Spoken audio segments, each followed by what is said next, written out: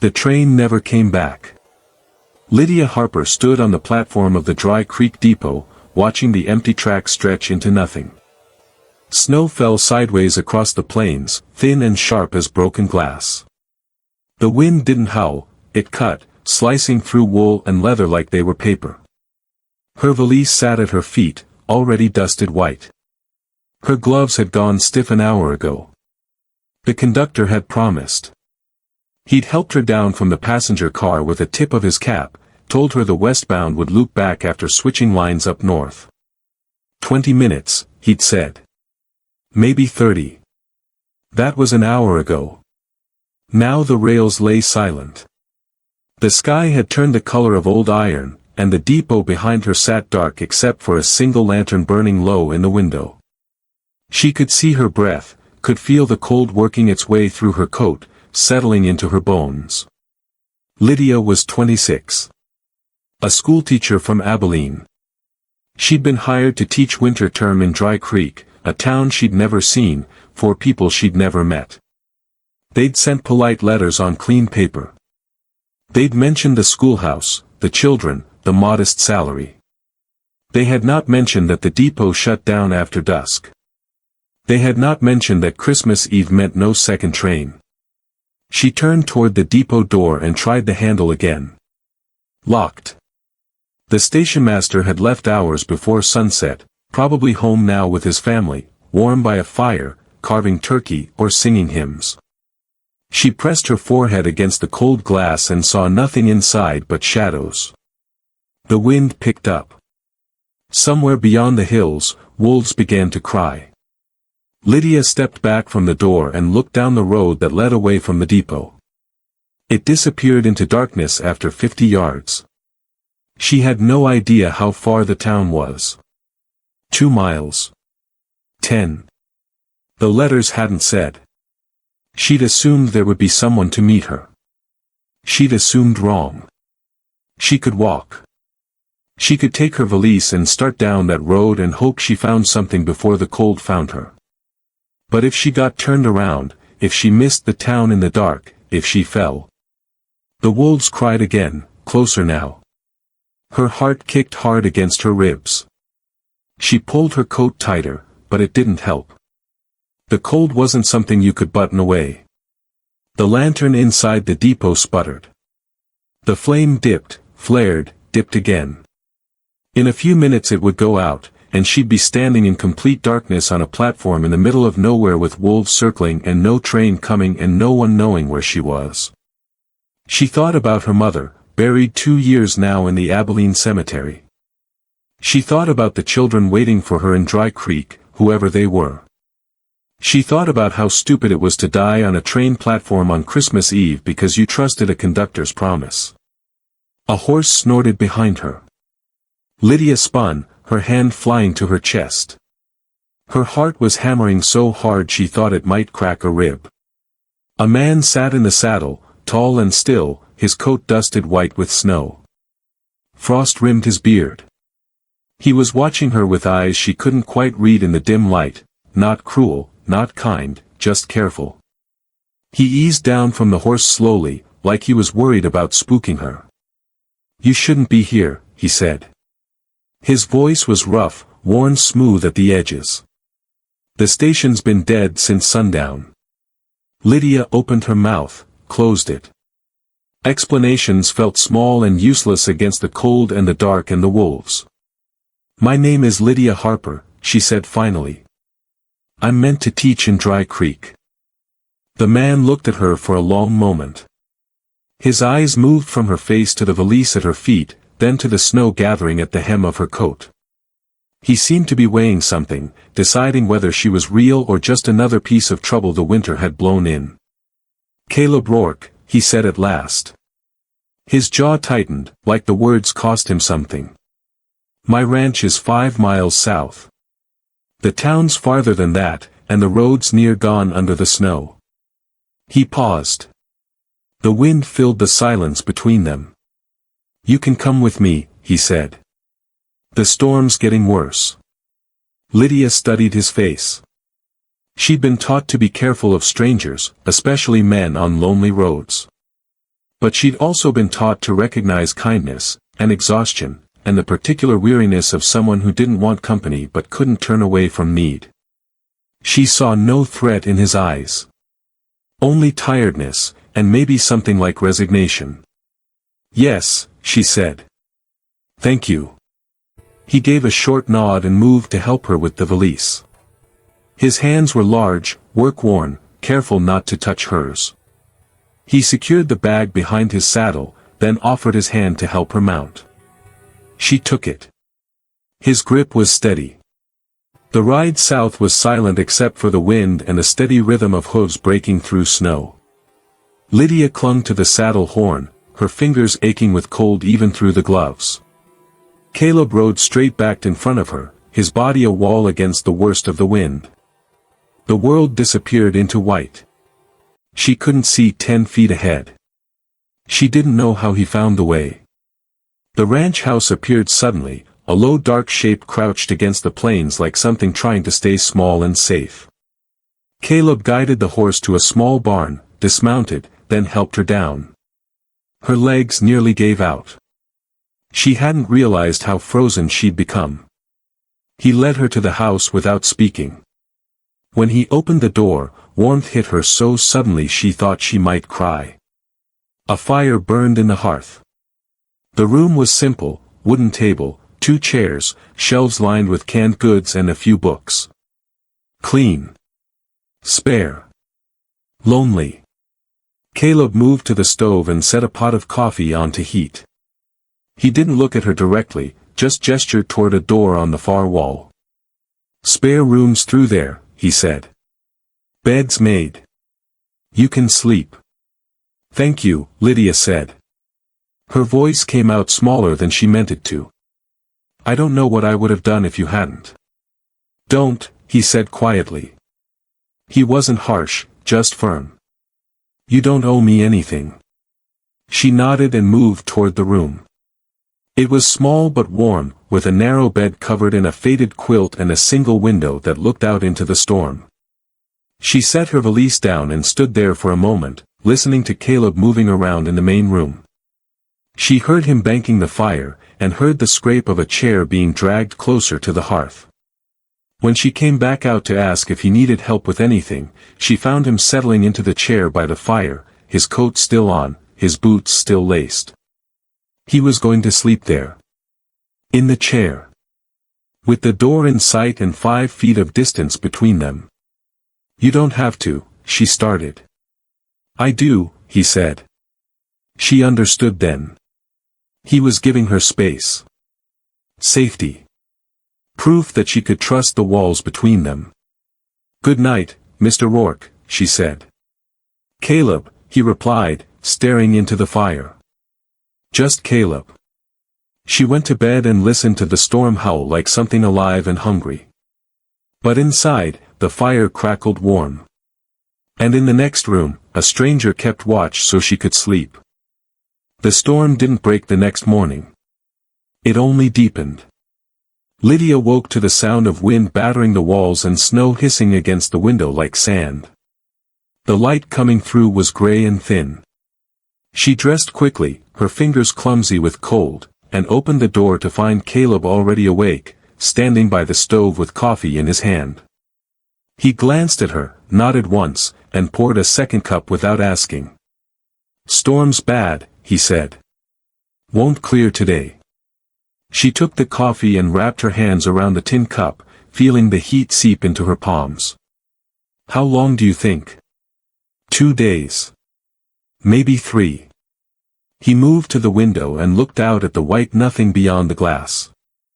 "I've got cattle to check. Won't be long." He pulled on a heavier coat, wrapped a scarf across his face, and went out into the storm. The door shut behind him with a thud that made the whole house shudder. Lydia stood alone in the main room, listening to the wind, and felt the weight of isolation settle over her like a blanket. She didn't sit idle. She couldn't. Her mother had taught her that stillness invited worry, and worry invited fear. So she moved. She found flour and salt and made bread, kneading the dough on the wooden table until her shoulders ached. She swept the floor. She mended a tear in one of Caleb's shirts that she found draped over a chair, the fabric worn thin at the elbows. When he came back an hour later, rimed with ice and breathing hard, he stopped in the doorway and stared at the bread cooling on the table. "You didn't have to do that," he said. "I know," Lydia replied. "But I did anyway." Something shifted in his face. Not a smile, but close. He nodded and peeled off his coat, shaking snow onto the floor. That first day, they barely spoke. The silence wasn't uncomfortable, just careful. They moved around each other like two people learning the shape of a shared space. He tended the fire. She made stew from canned vegetables and salt pork. They ate at the table without much talk, and when night fell, he took his chair by the hearth again while she retreated to the spare room. The second day, words came easier. Caleb worked outside in the morning, checking fences and breaking ice so the cattle could drink. When he came in for the midday meal, Lydia asked him how long he'd had the ranch. 8 years, he said. He sat across from her, hands wrapped around a cup of coffee. "Built most of it myself." "That's a long time to be out here alone," she said carefully. His jaw tightened. "Wasn't always alone." She waited. The fire crackled. The wind moaned against the walls. "My wife died 4 winters back," he said finally. His voice was flat, like he'd said the words so many times they'd lost their edges.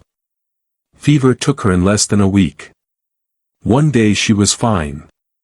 The next, she wasn't. Then she was gone." "I'm sorry," Lydia said. She meant it. She knew what it was like to lose someone and have the world keep turning anyway. "No children?" she asked quietly. "No." He stared into his cup. "We tried. Didn't happen. This house used to be loud. She sang all the time. Talked to herself while she was cooking. Now it's just quiet." Lydia thought of her own mother, of the house in Abilene that had felt too big and too empty after she died. Of how teaching had saved her because it gave her somewhere to put all the love that had nowhere else to go. "My mother passed away 2 years ago," she said. "I still set 2 plates sometimes before I remember." Caleb looked up at her then. Really looked. And for the first time since they'd met, she saw something in his eyes that wasn't just weariness. It was recognition. By the 3rd day, the silence between them had transformed into something softer. Not quite comfortable, but close. The kind of ease that comes when 2 people stop performing and start existing in the same space without apology. Caleb came in from the morning chores with snow melting in his beard and found Lydia reading one of the books from his shelf, a collection of poetry, worn at the spine. She looked up, almost guilty, and he shook his head. "Read whatever you want," he said. Most of those were hers. "I don't touch them much." She had good taste, Lydia said, holding up the book. "Whitman. Dickinson. These aren't easy to find out here." She was a reader. He pulled off his gloves and moved to the stove.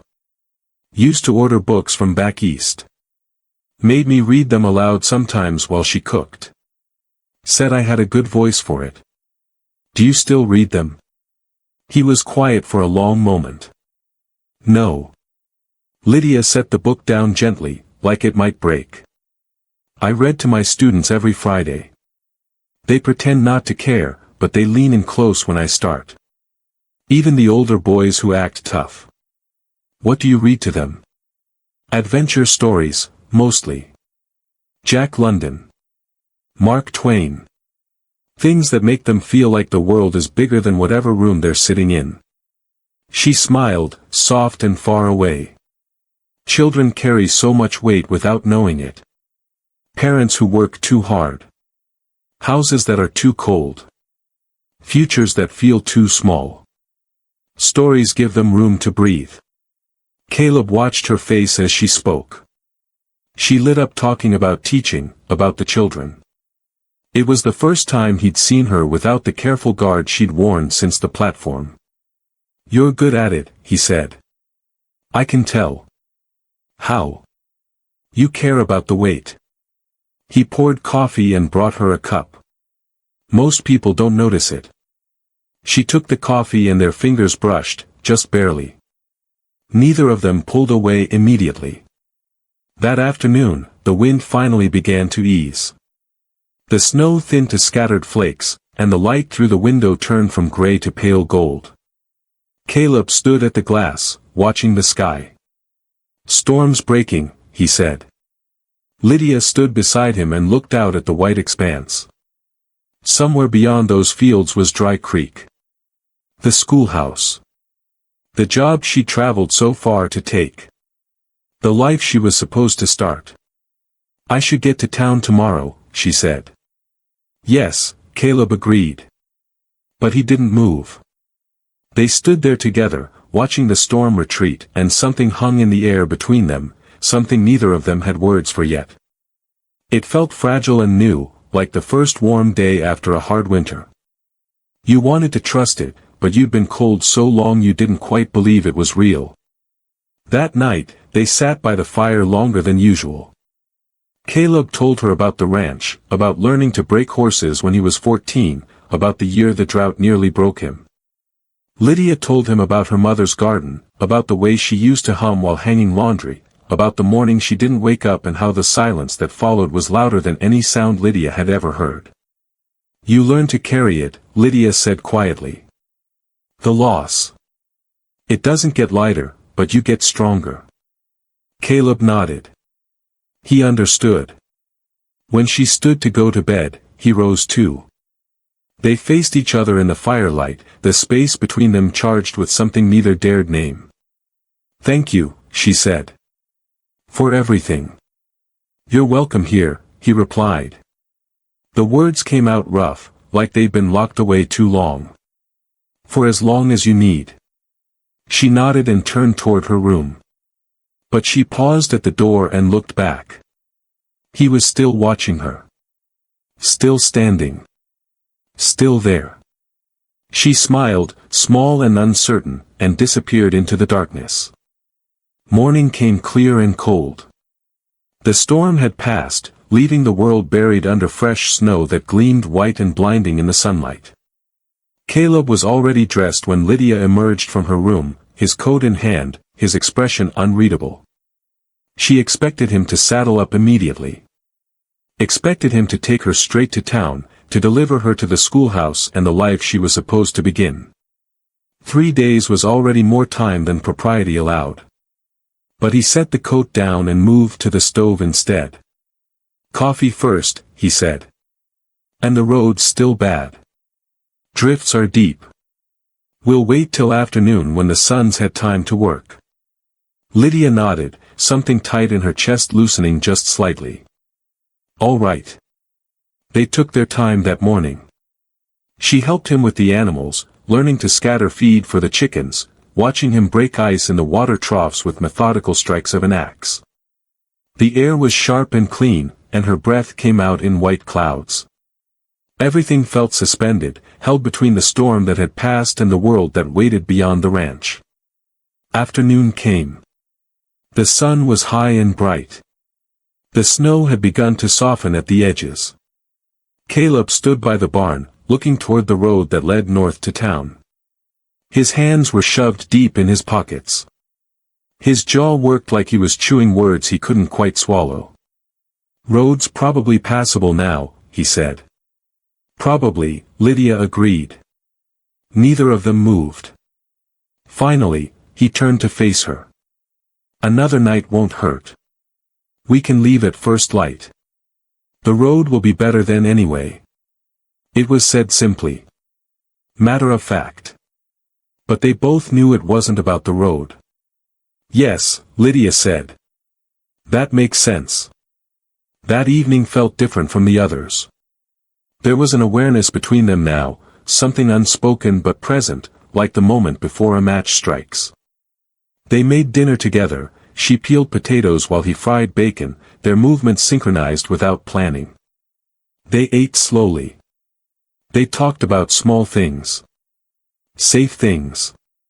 But when their eyes met across the table, the air shifted. After dinner, Caleb pulled out the Whitman book she'd been reading and handed it to her. "Would you read something?" he asked. Out loud. She looked at him, surprised. He met her gaze, steady but vulnerable. "Your wife used to have you read to her," Lydia said softly. "She did." He settled into his chair by the fire. "But I'm asking you now." Lydia opened the book and found a poem about grass and memory and the way life persists even after loss. Her voice filled the room, steady and clear, and Caleb listened with his eyes closed. When she finished, the silence that followed felt sacred. "Thank you," he said quietly. "You were right," she replied. "You do have a good voice for it. I imagine it sounded beautiful when you read to her." Something crossed his face, grief, yes, but also something like permission.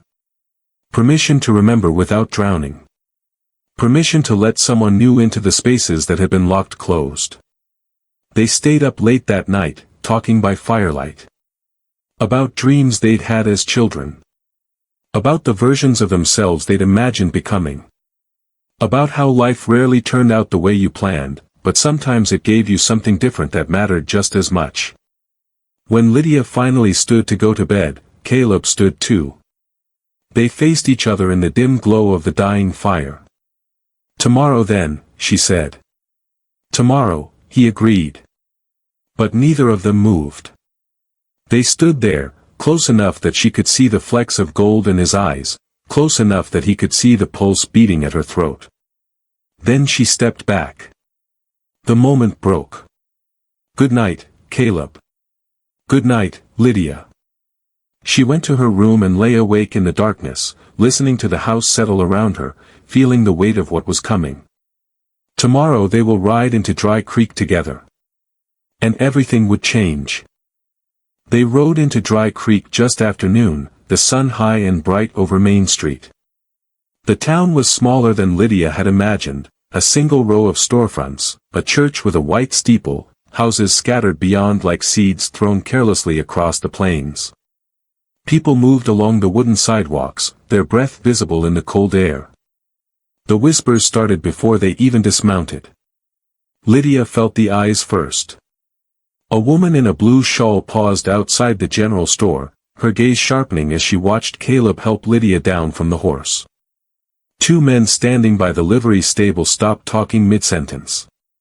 A girl carrying a basket whispered something to her mother, who turned to look with narrow interest. Caleb felt it too. His shoulders tensed, his movements becoming more deliberate, more careful. He retrieved Lydia's valise and handed it to her without letting their hands touch. "Schoolhouse is down that way," he said, nodding toward a small building at the end of the street. "I'll take you." They walked side by side, not too close, and the whispers followed them like wind through dry grass. "That's Rourke." "Who's the woman?" "The new teacher, I heard." "Where's she been?" "A storm came through 3 days ago." 3 days? The words were soft but pointed, arrows shot from doorways and windows. Lydia kept her chin up and her eyes forward, but her hands gripped the valise handle until her knuckles went white. At the schoolhouse, a man was waiting, thin and gray-haired, with spectacles perched on a long nose. He introduced himself as Mr. Brennan, head of the school board. His smile was polite but didn't reach his eyes. "Miss Harper," he said. "We were concerned when you didn't arrive on Christmas Eve." "The train never returned," Lydia explained. "I was stranded at the depot. And Mr. Rourke here provided assistance." Brennan's gaze shifted to Caleb, assessing. "That was kind of you." "The storm was bad," Caleb said evenly. "She needed shelter."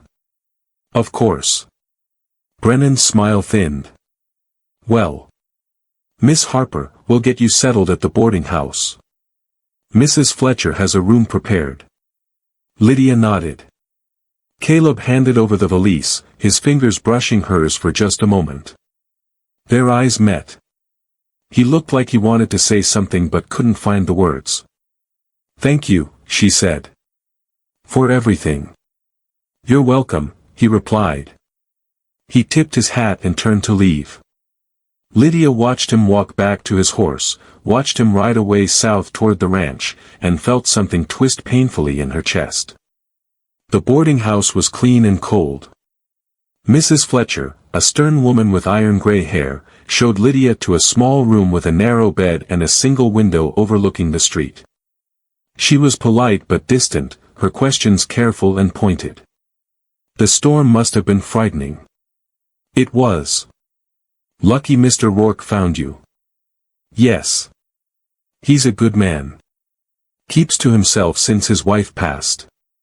Doesn't come to town much. He was very kind." Mrs. Fletcher paused at the door, her hand on the frame. "People will talk, you understand. A young woman, alone with a man. Even for just a few days." She softened slightly. "I'm sure nothing improper occurred. But appearances matter, especially for a teacher." Lydia's throat tightened. "I understand." When Mrs. Fletcher left, Lydia sat on the edge of the bed and stared at her hands. They were still cold from the ride.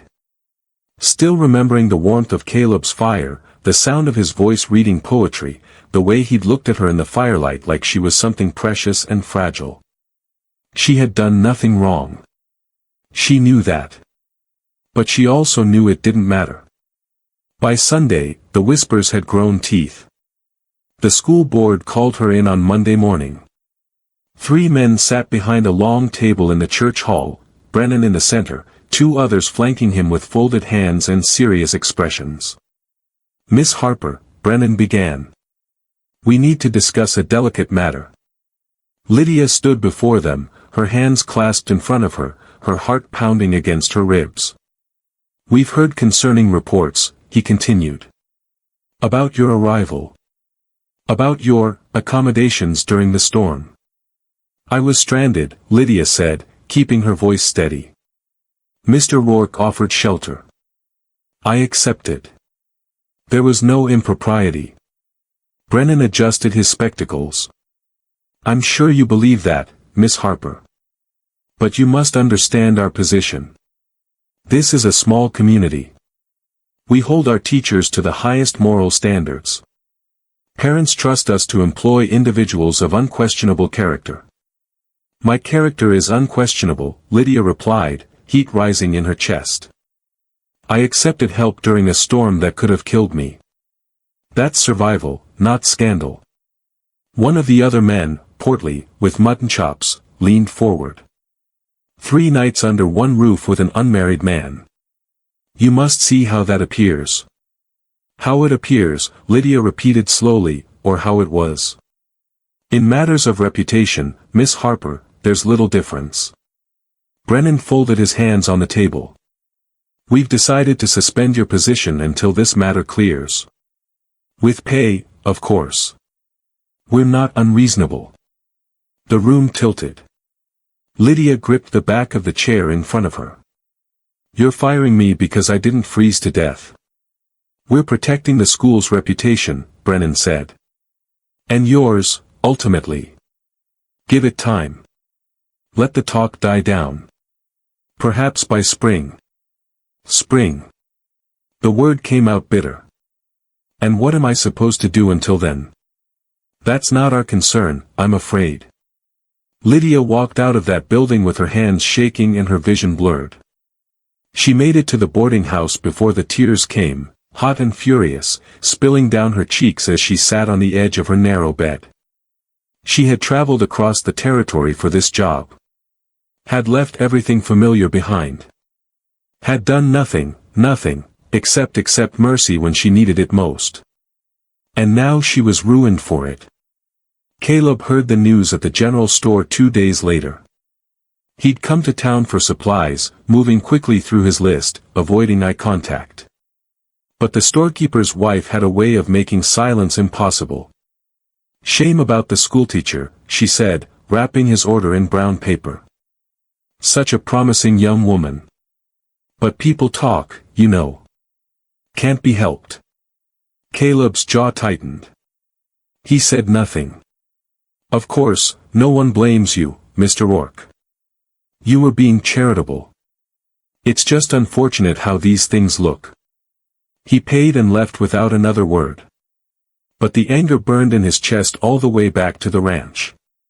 Not Lydia. At the world that punished kindness. At people who spoke of virtue while destroying someone for surviving. That evening, Lydia appeared on his porch with her valise, her eyes red-rimmed but dry. She stood straight-backed in the fading light. I can't stay in town, she said. Her voice was rough but steady. Mrs. Fletcher suggested I find somewhere else. Said my presence was uncomfortable for the other boarders. Caleb's hands curled into fists. She said that. Not in those words. But clearly enough. Lydia looked past him, toward the fields beyond. I won't impose on you. I just need a night or two to figure out where to go. Maybe back to Abilene. Maybe.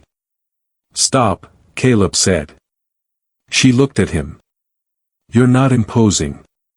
And you're not leaving because they're cowards. He stepped aside, opening the door wider. You can stay. As long as you need. Caleb, I can't. They've already. I know what they've done. His voice was hard. I know what they're saying. Let them say it. It'll make things worse for you. Things are already worse. He met her eyes, and something fierce burned in his gaze. You lost your job because I gave you shelter. That's on me. No, Lydia said sharply. That's on them. Don't take blame for their small-mindedness. They stood facing each other in the doorway, the space between them charged with anger and something deeper, something that had been building since that first night by the fire. Stay, Caleb said quietly. Please. Lydia nodded once, sharp and decisive. Thank you. She stepped inside, and he closed the door behind her. Outside, the sun set red over the plains, painting everything in blood and gold. Sunday came with cold sunlight streaming through stained glass. The church filled like it always did, families in their best clothes, hats brushed clean, voices lifted in hymns. Lydia sat near the back, spine straight, eyes down. She felt every gaze that landed on her, felt the weight of judgment pressing down like stones.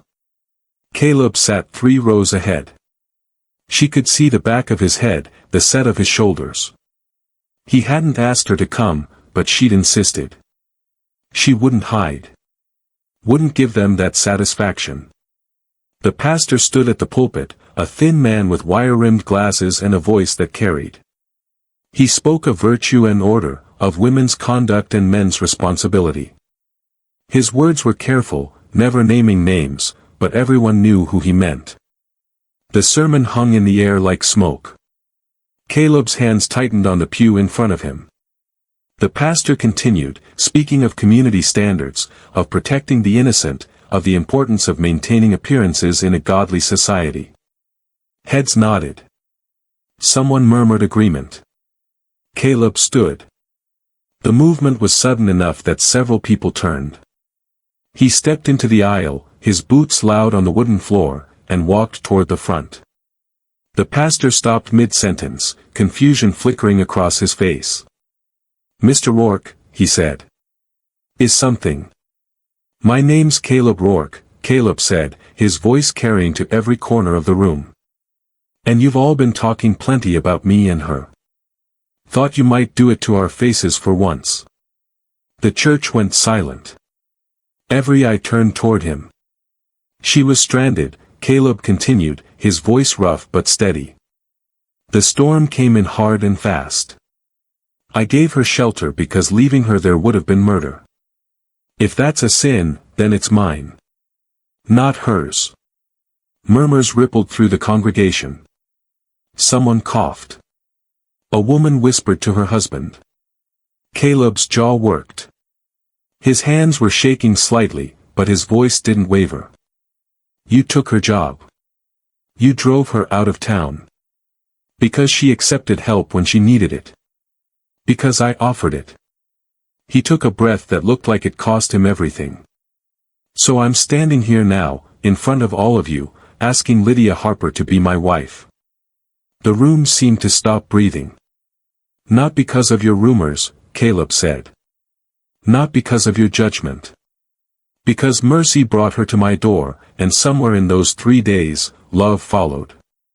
He turned and looked back at her, his eyes bright with fear and hope and something raw. If she'll have me. Lydia sat frozen. Her heart hammered so hard she thought everyone could hear it. Every face in the church had turned toward her now, waiting. She stood slowly. Her legs felt unsteady, but her voice came out clear. I didn't come here to be saved, she said, looking not at Caleb but at the congregation. I came to teach. To help children learn and grow and see beyond whatever walls you've built around them. She paused. I'll do that whether you approve or not. Whether you hire me back or not. Because that's who I am.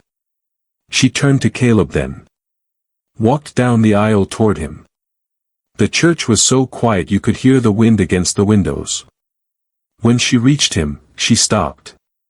They faced each other in front of everyone, in front of God and judgment and the whole small-minded town. Yes, she said softly. I'll have you. Something like relief broke across his face. He reached for her hand, and she gave it to him. Behind them, someone cleared their throat. Then another. The pastor adjusted his glasses and said nothing. A few people stood and left, their disapproval rigid in every step. But others stayed. And a few, just a few, nodded. Change came slow after that, like ice breaking on a spring river. The school board met in February and voted to reinstate Lydia, citing need. Neighbors softened by degrees. Bread appeared on the porch. Then eggs. Then an invitation to dinner. If you enjoyed this story, please like and subscribe for more. Drop a comment and let me know your thoughts. Thanks for listening.